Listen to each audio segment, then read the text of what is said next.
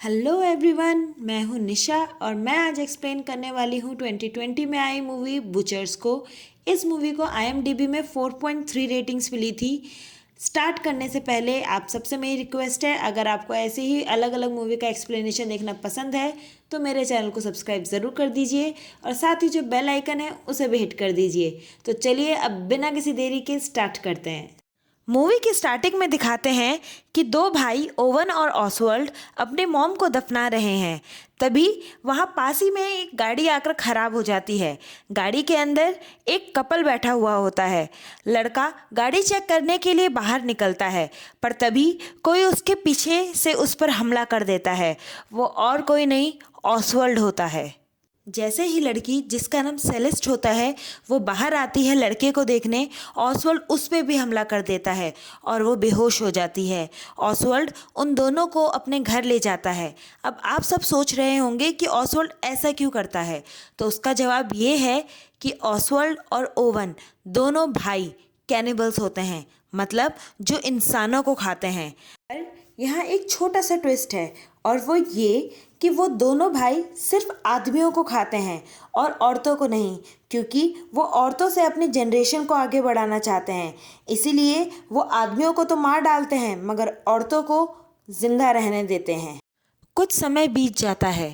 Celeste अब pregnant होती है और उसे आज भी जानवर की तरह पिंजरे में कैद करके रखा जाता है। तभी सीन चेंज होता है और दिखाते हैं कि चार दोस्त स्टीव, टेलर, जेना और माइक उसी रास्ते से जा रहे होते हैं, पर तभी वहाँ उनकी गाड़ी खराब हो जाती है। माइक अकेले हेल्प के लिए आगे बढ़ता है, पर बाद में उसकी फ्रेंड टेलर भी उसे ज्वाइन कर लेती है, क्योंकि वो उसे अकेले नहीं छोड़ना चाहती थी। माइक और टेलर के जाने के बाद जेना जंगल की तरफ जाती है। वो देखती है कि रास्ते में तारें लगी हुई हैं और पेड़ों पे खून के धब्बे हैं।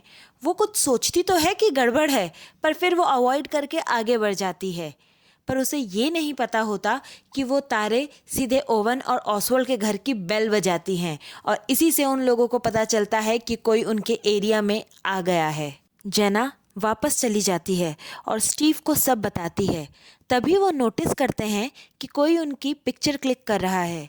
वो ये सब देख के थोड़े घबरा जाते हैं और सोचते हैं कि जल्द से जल्द वो अपने फ्रेंड्स के पास पहुंच जाए ताकि वो सब सेफ रहें, और वो उसी रोड पर चलने लग जाते हैं।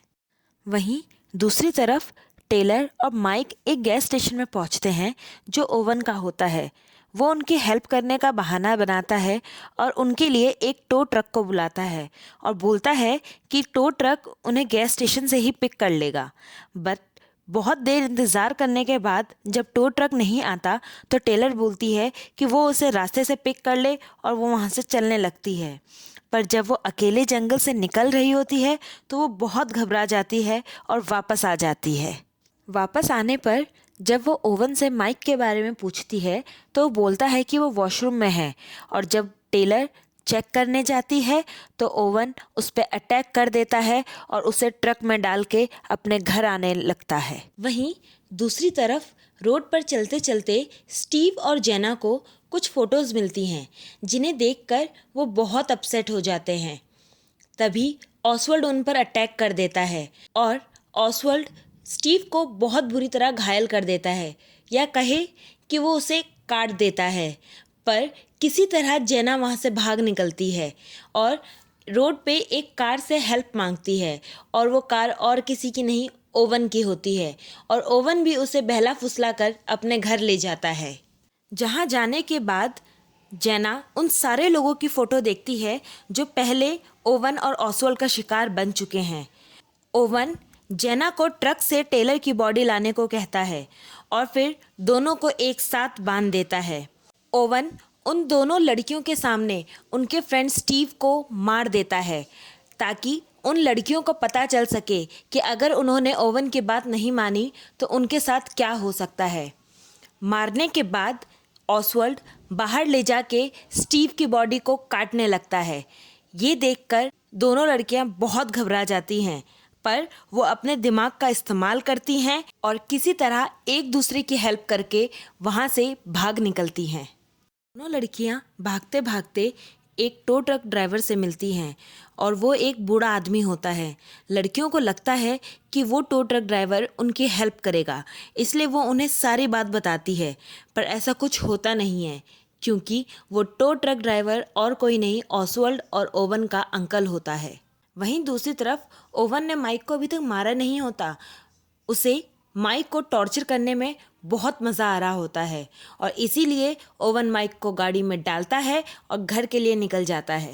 एक तरफ ओवन माइक को टॉर्चर कर रहा होता है, वहीं दूसरी तरफ टेलर और जेना की लाइफ भी खतरे में होती है। ओवन और ऑसवर्ल्ड का अंकल उन्हें वापस घर ले जा रहा होता है, तभी अचानक से ऑसवर्ल्ड उन पर अटैक कर देता है और वो टेलर को मार डालता है। ये सब देखकर उनका अंकल बहुत गुस्सा हो जाता है और वो कहता है कि ये हमारे रूल्स के खिलाफ है, हम औरतों को नहीं मारते। वो जेना को वापस घर ले जाता है। जेना किसी तरह समझदारी से एक ब्लेड उठा लेती है। ओवन का अंकल जेना को सेलेस्ट के साथ बंद कर देता है। जेना सेलेस्ट से पूछती है कि वो यहाँ कैसे फंसी, पर सेलेस्ट कोई जवाब नहीं देती क्योंकि उसकी जीभ तो ओवन ने पहले ही काट के टांग रखी होती है। जेना को जब ये पता चलता है तो वो सेलेस्ट को प्रॉमिस करती है कि वो उसे और उसके बच्चे को ज़रूर बचाएगी, पर जैसे ही सेलेस्ट के हाथ में ब्लेड लगता है वो पहले अपने बच्चे को और फिर खुद को मार देती है क्योंकि अब वो अपनी लाइफ से परेशान हो चुकी थी, हार चुकी थी। जब ऑसवर्ल्ड को ये पता चलता है तो वो बहुत गुस्से में हो जाता है। ओवन का अंकल ओवन को रास्ते में मिलता है और उसे सब बताता है। ये सुनकर ओवन को भी बहुत गुस्सा आता है और वो जाकर ऑसवर्ल्ड को डांटने लगता है, पर जब ऑसवर्ल्ड को गुस्सा आता है तो ओवन उसे बाहर जाने को कहता है और सेलेस्ट की बॉडी को ठिकाने लगाने लग जाता है। तभी जेना को मौका मिलता है और वो वहाँ से भाग निकलती है। वो गाड़ी में जाके देखती है तो उसे वहाँ पर माइक भी मिल जाता है। जेना उसे फ्री करती है, पर तभी माइक सबसे बड़ी गलती करता है और ओवन को मारने के लिए घर में वापस चला जाता है। वो ओवन को गोली मार देता है, ओवन मर जाता है, पर तभी ओवन का अंकल पीछे से आता है और वो माइक को गोली मार देता है, जिसे देखकर जेना बुचर नाइफ उठाती है और ओवन के अंकल के सर पे मार देती है। ओवन का अंकल भी वहीं मर जाता है। ये देखकर ऑसवर्ल्ड को बहुत गुस्सा आता है और वो अपने तीसरे भाई को, जिसको उन्होंने कैद करके रखा था, उसे फ्री कर देता है। उनका तीसरा भाई कोई दानव से कम नहीं होता, वो इंसानों को जिंदा ही खा जाता था, इसीलिए उसे कैद करके रखा हुआ था। वो दानव पहले माइक को खाता है और फिर जेना की तरफ भागता है। जेना किसी तरह गाड़ी के अंदर घुस जाती है, पर तभी ऑसवर्ल्ड उस पर गोली चला देता है और फिर वो दानव उसे भी खा जाता है और मूवी यहीं ख़त्म हो जाती है।